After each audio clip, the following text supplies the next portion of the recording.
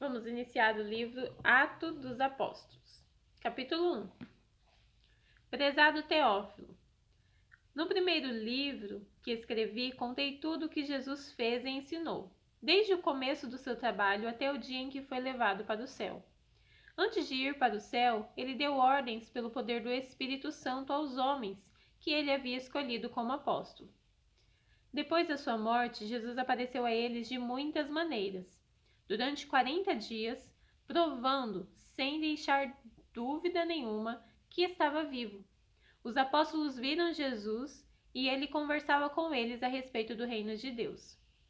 Um dia, quando estava com os apóstolos, Jesus deu esta ordem: fiquem em Jerusalém e esperem até que o Pai lhes dê o que prometeu, conforme eu lhe disse a vocês. Pois de fato, João batizou com água, mas daqui a pouco dias vocês serão batizados com o Espírito Santo. Jesus é levado para o céu. Certa vez, os apóstolos estavam reunidos com Jesus. Então lhe perguntaram: é agora que o Senhor vai devolver o reino para o povo de Israel? Jesus respondeu: não cabe a vocês saber a ocasião ou o dia que o Pai marcou com a sua própria autoridade. Porém, quando o Espírito Santo descer sobre vocês, vocês receberão poder e serão minhas testemunhas em Jerusalém, em toda a Judéia e Samaria, e até nos lugares mais distantes da terra. Depois de ter dito isso, Jesus foi levado para o céu diante deles. Então uma nuvem o cobriu e eles não puderam vê-lo mais. Eles ainda estavam olhando firme para o céu enquanto Jesus subia, quando dois homens vestidos de branco apareceram perto deles e disseram: homens da Galileia, por que vocês estão aí olhando para o céu? Esse Jesus que estava com vocês e que foi levado para o céu voltará do mesmo modo que vocês o viram subir. A escolha de Matias. Então os apóstolos desceram o Monte das Oliveiras e voltaram para Jerusalém. O monte fica mais ou menos a 1 quilômetro da cidade. Quando chegaram à cidade, eles foram até a sala onde estavam hospedados, a qual ficava no andar de cima da casa. Os apóstolos eram estes: Pedro, João, Tiago, André, Filipe, Tomé, Bartolomeu, Mateus, Tiago, filho de Alfeu, Simão, o nacionalista, e Judas, filho de Tiago. Eles sempre se reuniam todos juntos para orar com as mulheres, a mãe de Jesus e os irmãos dele. Num desses dias de reunião, estavam presentes mais ou menos 120 seguidores de Jesus. Nesta reunião, Pedro se levantou e disse: meus irmãos, tinha de acontecer aquilo que o Espírito Santo, por meio de Davi, disse nas Escrituras Sagradas a respeito de Judas, que foi o guia daqueles que prenderam Jesus. Judas é do nosso grupo e foi escolhido para tomar parte do nosso trabalho. Com o dinheiro que tinha recebido pelo seu crime, Judas comprou um terreno. Nesse terreno, ele caiu e se arrebentou, e os seus intestinos se espalharam. Todos os moradores de Jerusalém ficaram sabendo disso.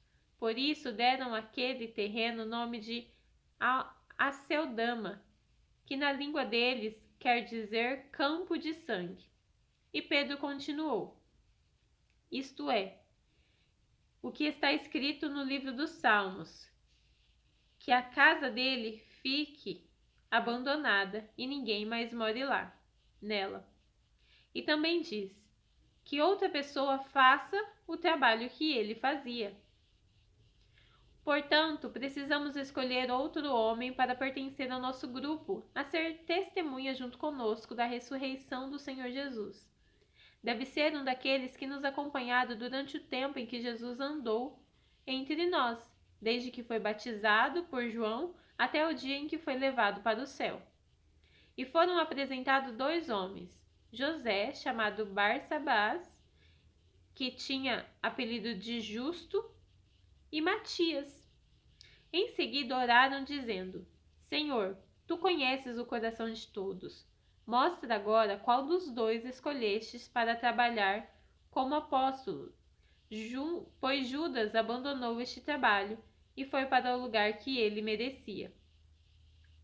Depois fizeram um sorteio para escolher um dos dois.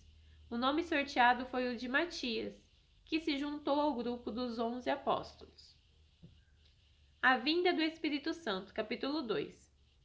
Quando chegou o dia de Pentecostes, todos os seguidores de Jesus estavam reunidos no mesmo lugar. De repente veio do céu um barulho que parecia o de um vento soprando muito forte. E esse barulho encheu toda a casa onde estavam sentados. Então todos viram umas coisas parecidas com chamas que se espalharam como línguas de fogo, e cada pessoa foi tocada por uma destas línguas. Todos ficaram cheios do Espírito Santo e começaram a falar em outras línguas, de acordo com o poder que o Espírito dava a cada pessoa. Estavam morando ali em Jerusalém judeus religiosos, vindos de todas as nações do mundo. Quando ouviram aquele barulho, uma multidão deles se ajuntou e todos ficaram muito admirados, porque cada um podia entender na sua própria língua o que os seguidores de Jesus estavam dizendo.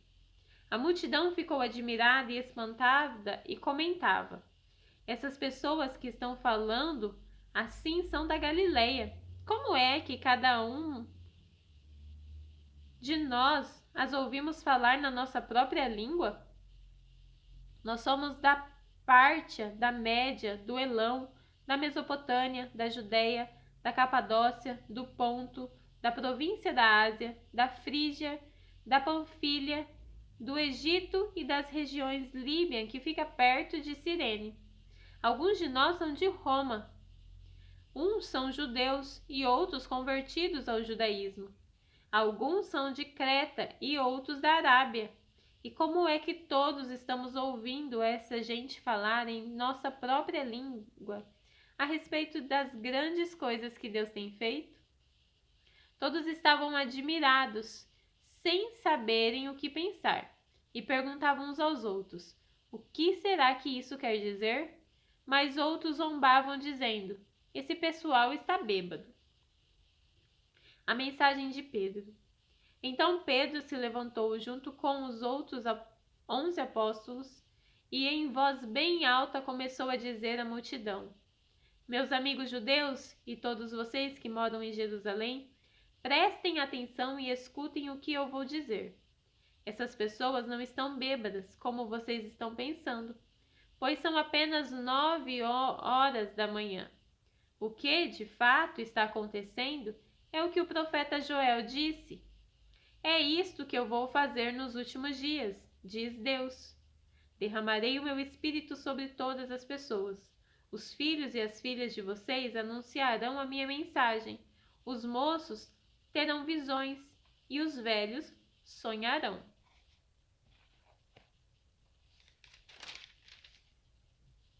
Sim, eu derramarei o meu espírito sobre os meus servos e as minhas servas, e naqueles dias eles também anunciarão a minha mensagem.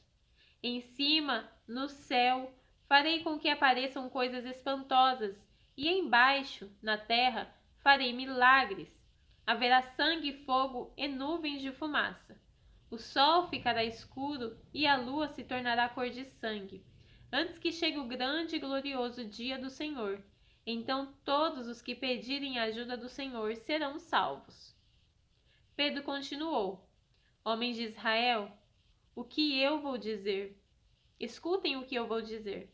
Deus mostrou a vocês que Jesus de Nazaré era um homem aprovado por ele, pois por meio de Jesus Deus fez milagres, maravilhas e coisas extraordinárias no meio de vocês, como vocês sabem muito bem. Deus, por sua própria vontade e sabedoria, já havia resolvido que Jesus seria entregue nas mãos de vocês, e vocês mesmos o mataram por mãos de homens maus, que o crucificaram. Mas Deus ressuscitou Jesus, livrando-o do poder da morte, porque não era possível que a morte o dominasse. Pois Davi disse a respeito de Jesus o seguinte: eu via sempre o Senhor comigo, porque ele está ao meu lado direito. para que nada me deixe abalado.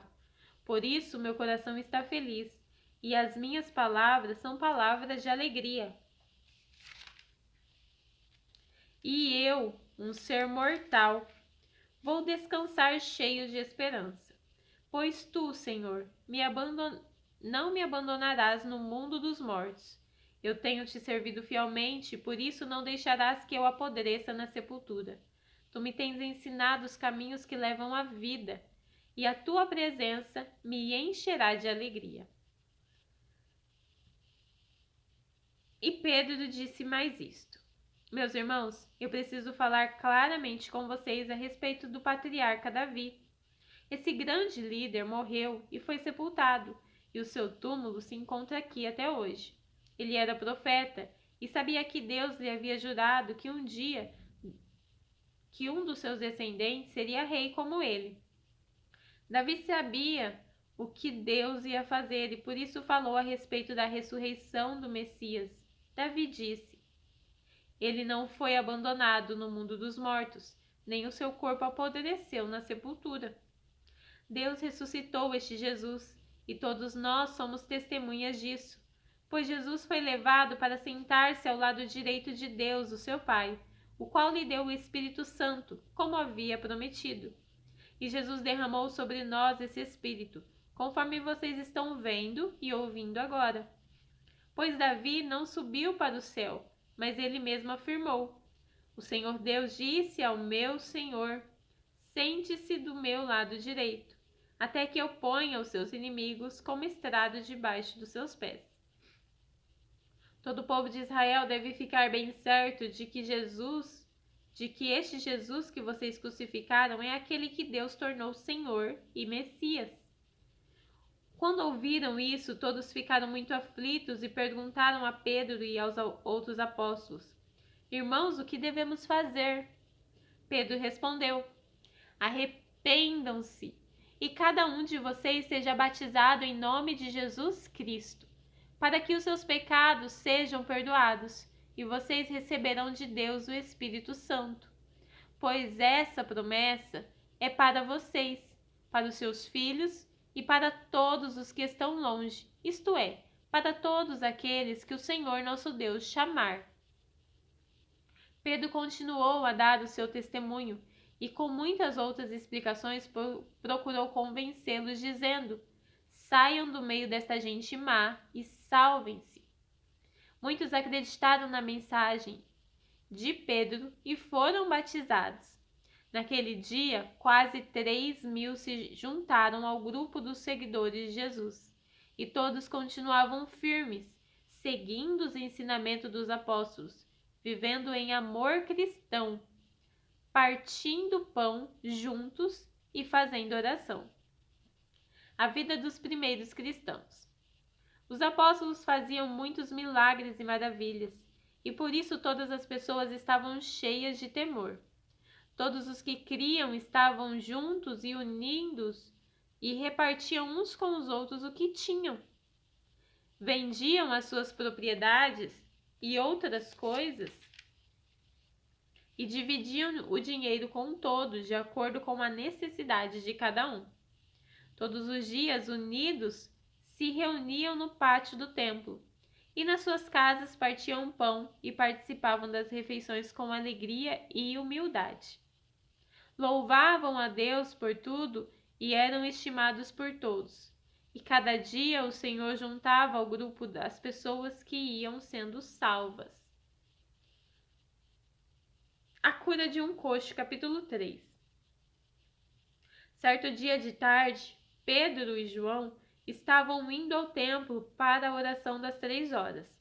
Estava ali um homem que tinha nascido coxo. Todos os dias ele era levado para um dos portões do templo, chamado Portão Formoso, a fim de pedir esmolas às pessoas que entravam no pátio do templo. Quando o coxo viu Pedro e João entrando, pediu uma esmola. Eles olharam firmemente para ele e Pedro disse: Olhe para nós. O homem olhou para eles esperando receber alguma coisa. Então Pedro disse: não tenho nenhum dinheiro, mas o que tenho eu lhe dou. Pelo poder do nome de Jesus Cristo de Nazaré, levante-se e ande." Em seguida, Pedro pegou a mão direita do homem e o ajudou a se levantar. No mesmo instante, os pés e os tornozelos deles ficaram firmes. Então ele deu um pulo, ficou de pé e começou a andar. Depois entrou no pátio do templo com eles, andando, pulando e agradecendo a Deus. Toda a multidão viu o homem pulando e louvando a Deus. Quando perceberam que ele era o mendigo que ficava sentado perto do portão formoso do templo, ficaram admirados e espantados com o que havia acontecido. A mensagem de Pedro no templo. O homem que havia sido curado acompanhou Pedro e João. Todas as pessoas estavam admirados e correram para a parte do pátio do templo chamada Alpendre de Salomão, onde eles estavam. Quando Pedro viu isso, disse ao povo: "Israelitas, por que vocês estão admirados? Por que estão olhando firmemente para nós como se tivéssemos feito este homem andar por causa do nosso próprio poder ou por causa da nossa dedicação a Deus? O Deus dos nossos antepassados, o Deus de Abraão, o Deus de Isaque, o Deus de Jacó, foi quem deu glória ao seu servo Jesus. Mas vocês o entregaram às autoridades e o rejeitaram diante de Pilatos. E quando ele resolveu soltá-lo, vocês não quiseram. Jesus era bom e dedicado a Deus, mas vocês o rejeitaram. Em vez de pedirem a liberdade para ele, pediram que Pilatos soltasse um criminoso. Assim vocês mataram o autor da vida, mas Deus o ressuscitou e nós somos testemunhas disso. Foi o poder do nome de Jesus que deu forças a este homem. O que vocês estão vendo e sabendo foi feito pela fé no seu nome, pois foi a fé em Jesus que curou este homem em frente de todos vocês. Agora, meus irmãos, eu sei que o que vocês e os seus líderes fizeram com Jesus foi sem saber o que estavam fazendo. Mas Deus cumpriu assim o que havia anunciado há muito tempo pelos profetas, isto é, que o Messias que ele escolheu tinha de sofrer. Portanto, arrependam-se e voltem para Deus, a fim de que ele perdoe os pecados de vocês.